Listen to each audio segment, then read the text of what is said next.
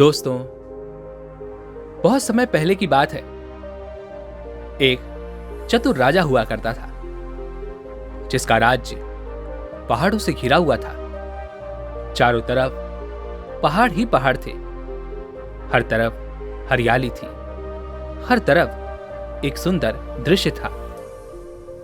उस राजा के पास बेशुमार दौलत थी, बड़ी सेना थी और प्रेम करने वाली प्रजा भी थी।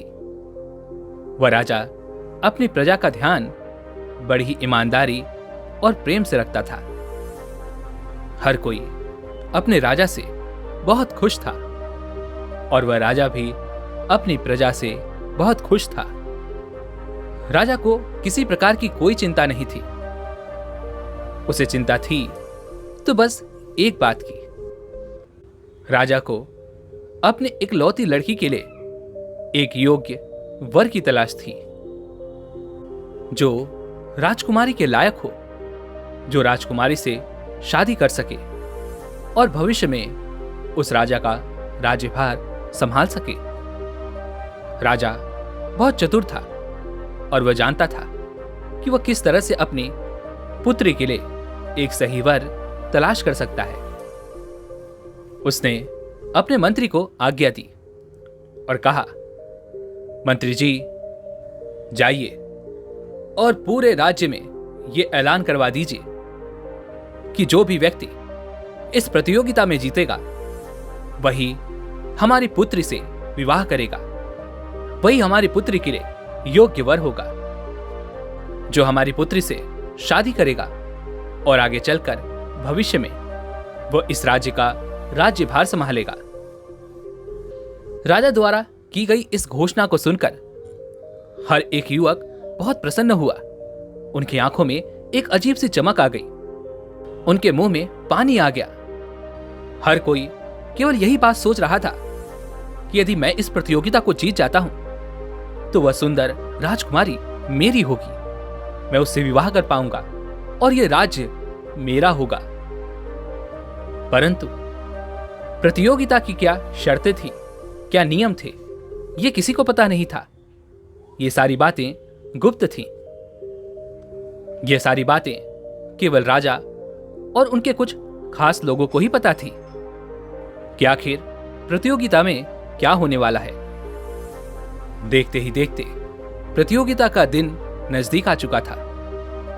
सभी युवक प्रतियोगिता के दिन एक जगह इकट्ठा हुए और तब उन्हें प्रतियोगिता के बारे में समझाया गया और उनसे राज्य के मंत्री ने कहा, जो भी नौजवान या राजकुमार 80 किलो का कवच पहनकर 1000 सीढ़ियां चढ़कर पहाड़ पर जो मंदिर है उसे वहां तक पहुंचना होगा और जो ऐसा करने में सक्षम हो पाएगा वही राजकुमारी से विवाह कर पाएगा और वही आने वाले भविष्य में इस राज्य का राज्यभार भी संभालेगा। यह सुन आधे नौजवान आपस में बातें करने लगे। कोई यह कह रहा था कि यदि मुझे पहले से पता होता कि यह प्रतियोगिता इस प्रकार की है तो मैं पहले से ही तैयारी कर लेता और फिर मुझे कोई ना हरा पाता। तभी दूसरा नौजवान कहता है, यह तो बहुत ऊंचा है, 1000 सीढ़ियां चढ़ना कोई मजाक की बात तो है नहीं, इसमें तो जान का खतरा भी हो सकता है। तभी तीसरा नौजवान कहता है, 1000 सीढ़ियां, यदि गलती से हमारा पैर फिसल गया तो फिर क्या होगा? और चौथा नौजवान कहता है, यह तो असंभव है, ऐसा हो ही नहीं सकता कि कोई 80 किलो वजन का कवच पहनकर 1000 सीढ़ियां चढ़ जाए, यह तो नामुमकिन है। इतना कहकर कई सारे नौजवान युवक वहां से वापस लौट गए, लेकिन कुछ नौजवान युवक और कुछ राजकुमार जो वहां पर उपस्थित थे उन्होंने इस चुनौती को स्वीकार किया। अब कुल मिलाकर केवल 30 लोग ही बचे थे। सभी ने वह 80 किलो वजन वाला कवच पहना और वे 1000 सीढ़ियां चढ़ने के लिए तैयार थे। सभी लोग बहुत घबराए हुए थे कि आखिर क्या होगा यदि हम ऊपर से गिर गए। हर कोई बहुत परेशान था, बहुत चिंतित था। लेकिन जैसे तैसे उन सभी ने हिम्मत बांधी और वे इस प्रतियोगिता को आरंभ करते हैं। वे सभी सीढ़ी चढ़ना शुरू करते हैं।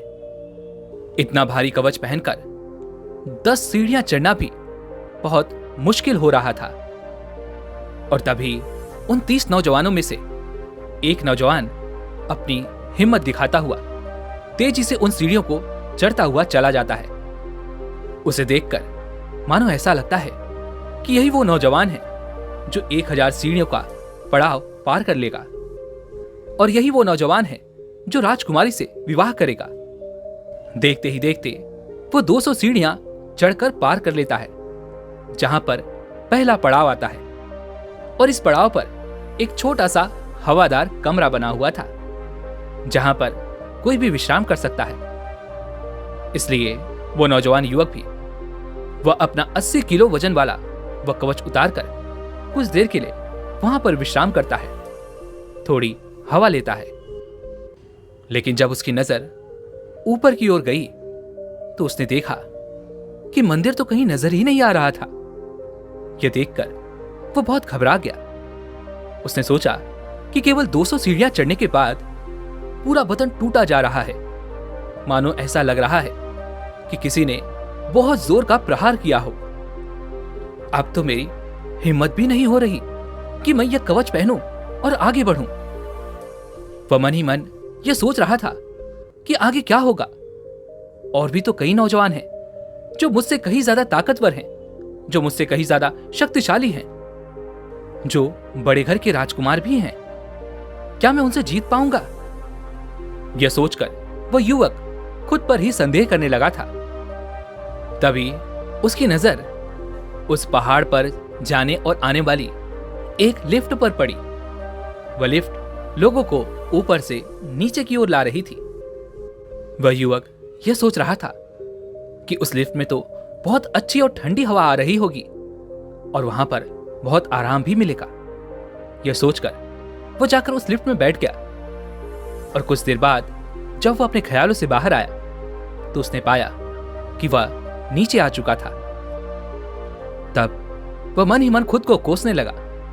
वह यह सोचने लगा कि मैंने खुद पर ही शक कर लिया।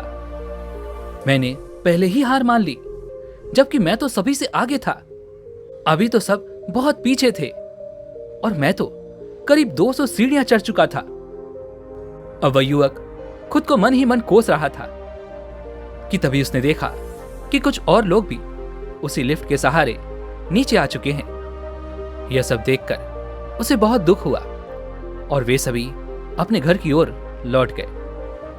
लेकिन कुछ लोग जो अब भी उन सीढ़ियों को चढ़ रहे थे, उनमें से एक युवक मन ही मन ख्यालों में डूबा हुआ था।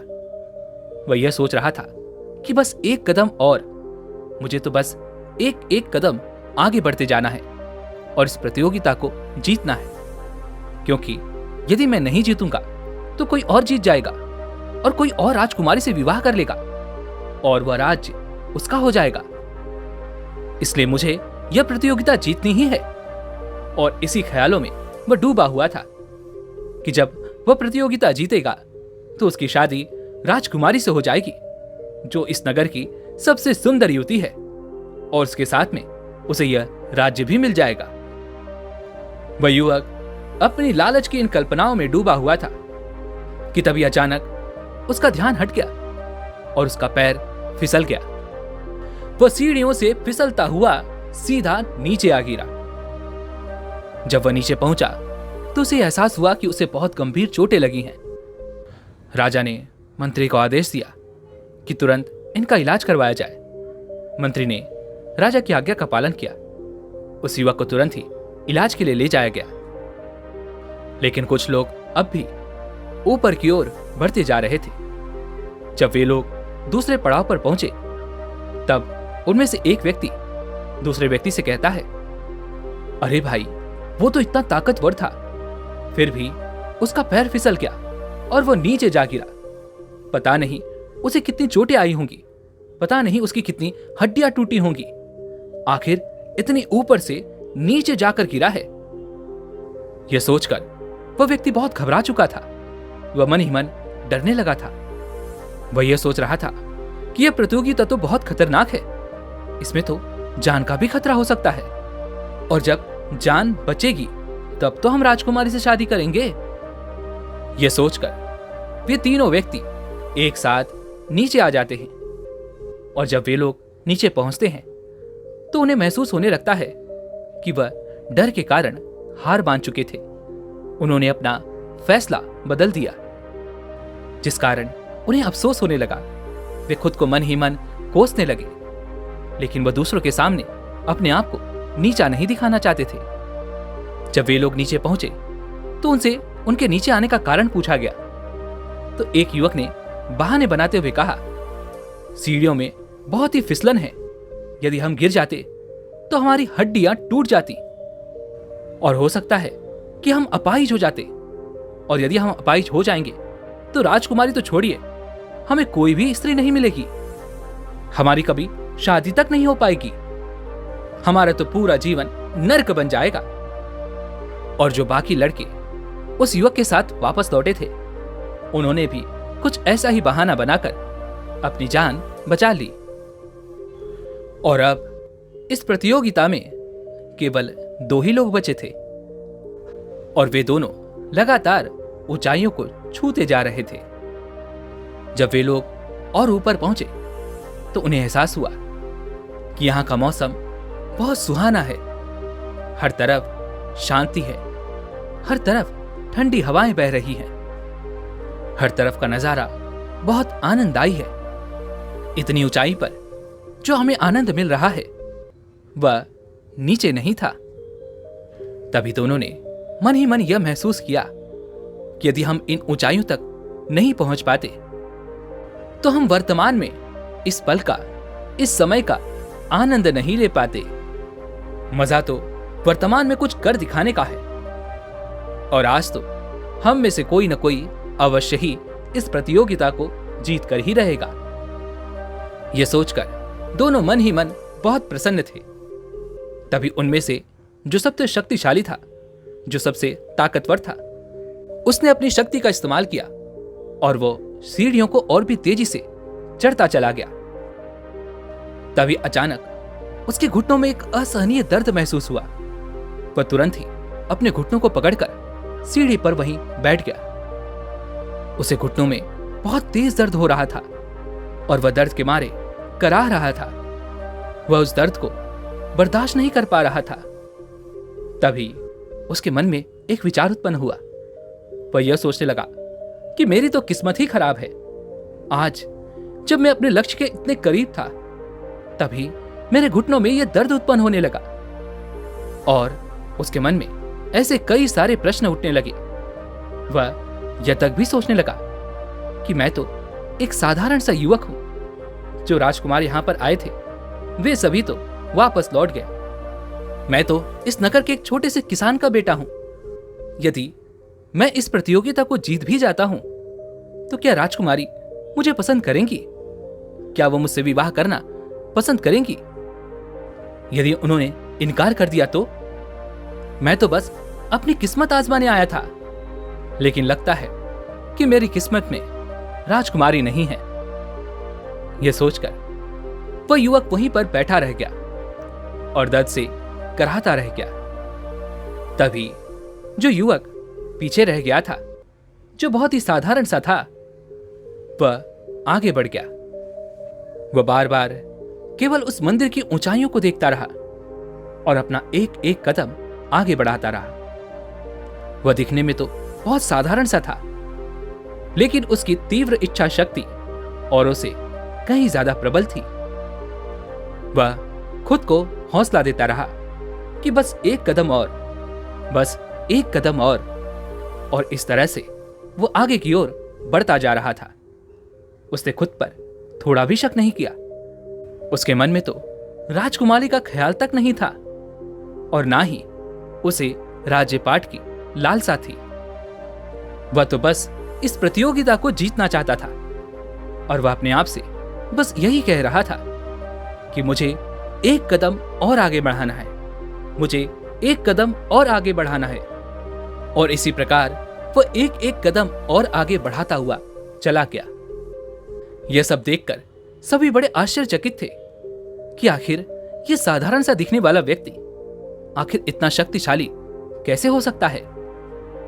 और तभी वो दूसरे पड़ाव पर आ पहुंचा और अब ऊपर जाने के लिए केवल 400 सीढ़ियां ही बची थी। उसने वहां पर कुछ देर विश्राम किया और फिर उसने आगे का सफर तय करना शुरू किया। जैसे ही वो आगे बढ़ने लगा, पहली सीढ़ी पर कदम रखते ही उसे अपना कवच हल्का महसूस होने लगा। उसे लगा कि शायद यह कोई भ्रम है। ऐसा कैसे हो सकता है? यह कवच 80 किलो वजनी है, लेकिन मुझे यह हल्का क्यों महसूस हो रहा है? वह बड़ा अचंभित था, वह बड़ा आश्चर्यचकित था, लेकिन उसने हार नहीं मानी। वह अगला कदम बढ़ाता है और अगले कदम के साथ उसका कवच उसे और हल्का महसूस होने लगा था, मानो जैसे उसके कवच को कोई ऊपर की ओर खींच रहा हो। जैसे जैसे वो आगे बढ़ता जा रहा था, वो कवच उसे और भी हल्का महसूस होता जा रहा था। देखते ही देखते अब वह अपने आप को और भी फुर्तीला महसूस करने लगा था। वह अपने आप को और भी शक्तिशाली महसूस करने लगा था और धीरे धीरे एक एक कदम बढ़ाते हुए वह 1000 सीढ़ियों पर पहुंच ही गया और उसने इस प्रतियोगिता को भी जीत लिया। राजा यह देखकर बहुत प्रसन्न हुए। राजा की चतुराई आखिर काम आ गई। राजा ने उस युवक का तिलक किया और उसे विजेता घोषित किया। लेकिन उस युवक के मन में एक प्रश्न था और वह यह था कि आखिर 400 सीढ़ियों के दौरान उसका वह 80 किलो वजनी कवच इतना हल्का कैसे हो गया। वह किसी तरह से हिम्मत जुटाकर राजा से कहता है, हे राजन, मेरे मन में एक प्रश्न है। यदि आपकी आज्ञा हो तो मैं इसका जवाब जानना चाहता हूं। राजा ने कहा, पूछो, तुम्हारे मन में क्या प्रश्न है? इस पर वह युवक कहता है, हे राजन, जब मैं शुरू से लेकर 600 सीढ़ियां तक चढ़ा, तब तक मुझे यह कवच बहुत वजन लग रहा था। ऐसा लग रहा था कि मानो अब मैं इस कवच को 1 मिनट भी और ना उठा पाऊंगा। लेकिन जैसे ही मैंने 600 सीढ़ियों के बाद अपना पहला कदम बढ़ाया, मुझे यह कवच हल्का महसूस होने लगा और जैसे जैसे मैं आगे बढ़ता गया, जैसे जैसे मैं और सीढ़ियां चढ़ता गया, ये कवच और भी हल्का होता जा रहा था। इसके पीछे का क्या कारण है? तभी वह राजा कहता है, हमने 1000वीं सीढ़ी पर एक बड़ा सा चुंबक लगा रखा है जो इस कवच को अपनी ओर आकर्षित कर रहा था और उसी कारणवश ये कवच तुम्हें हल्का महसूस होने लगा था। इस पर वह युवक राजा से कहता है, किंतु हे राजन, आपने ऐसा क्यों किया?